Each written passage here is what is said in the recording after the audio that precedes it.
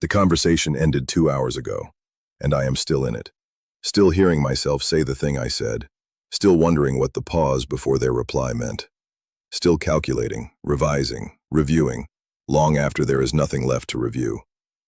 I don't know when I learned to do this, but I have been doing it for a very long time. Here is what the conversation actually looked like. Someone said something. I responded. We talked for a while. They laughed at something. I asked a question. It went the way conversations go. Normal. Ordinary. Fine. Here is what my brain has been doing with it since. Why did I say that thing about the film? That was such a strange thing to bring up. Why did I bring that up? Did I talk too much? I probably talked too much. There was that moment where they went quiet. Did I miss something there? And when I made that joke, they smiled, but was it a real smile or a polite smile? How do I not know the difference? I should know the difference by now. And the strange thing is, I can remember almost nothing else about that evening. I can't tell you what else we talked about. I can't tell you the things that were good. I can't tell you that there were moments, and there were moments, where it felt easy. All I can find, when I go looking, is the list of things that might have been wrong. If you do this too, you'll know exactly what I mean. The replay has a quality I find hard to explain. It does not feel like something I am doing to myself. It feels like something that is happening to me. I do not sit down and think, right, let me go back through this conversation moment by moment. It just starts. While I am brushing my teeth, while I am supposed to be reading, while I am lying in the dark trying to go to sleep, the conversation just returns. And it does not replay neutrally. It replays in the worst possible light. Every pause is suspicious. Every normal moment becomes evidence of something. Every version of my own voice sounds slightly off, too loud, too eager, too something.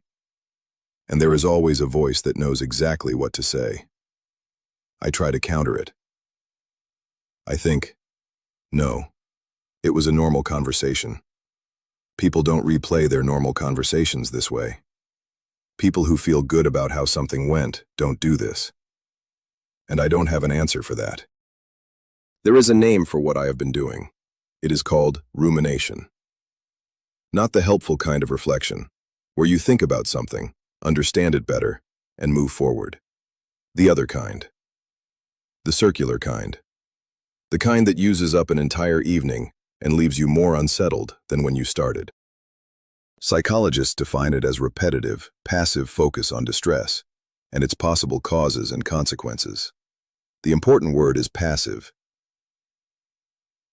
This is not me working something out. This is me circling the same patch of ground, over and over, finding nothing new, and coming back to do it again tomorrow. The reason the replay is so relentless, part of it anyway, is something called hypervigilance to social cues. During the conversation, a part of me was running a constant scan, watching for signs that something was going wrong, monitoring facial expressions, tracking pauses, logging moments of ambiguity. And the result is that I end up with a very detailed archive of everything that could be interpreted negatively, and a very poor archive of everything that could not. My brain collected the data it was looking for. It discarded the rest. And here is the part that took me longest to understand. Every time I replay a conversation, I am not remembering it. I am reconstructing it. Human memory is not a recording. It is not fixed. Every time you revisit a memory, you rebuild it. And you rebuild it using whatever emotional state you are currently in. Which means the version of that conversation I have been replaying, the one with all the suspicious pauses and the polite smiles, is not what actually happened. It is a reconstruction made at midnight, in a dark room, while anxious. I have been treating a reconstruction as a document, using something my anxious brain built, as evidence about what other people think of me. I am not going to tell you I have solved this. On bad nights, the loop still runs. I still catch myself, an hour later, 2 hours later, somewhere inside a conversation that has already ended.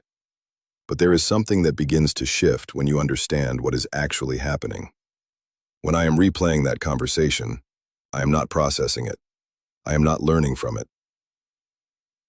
I am not becoming better at reading people or better at conversations. I am just maintaining the discomfort. Keeping the wound exactly the same size it was when I left the room. And the reconstruction, the edited, midnight, anxious version of events, is not the truth about the other person. It is the truth about what I was afraid of.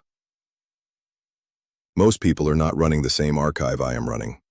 Most people who were in that conversation have already moved on to something else. Not because they are better people.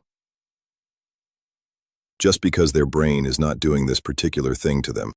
What I said was probably fine. And even if it wasn't, the version I have been replaying is not what happened. It is a story I built, after the fact, out of the material my anxiety gave me. Noticing that, even just noticing it, does not stop the loop immediately. But it creates just enough distance between me and the replay to remember that I am not inside the conversation anymore. The conversation is over. I am the only one still in it. Some evenings I catch myself earlier than others. I notice the loop starting, the first replay, the first moment of scanning back through the exchange, and I can name it before it runs for an hour. Not always. Not even most of the time yet. But sometimes. And on those nights, I try to remember one thing. The conversation happened in real life. The replay is happening inside my head. Those are not the same place. What you said was probably fine. And even if it wasn't, the room you're still sitting in only exists in your mind. And you don't have to stay in it.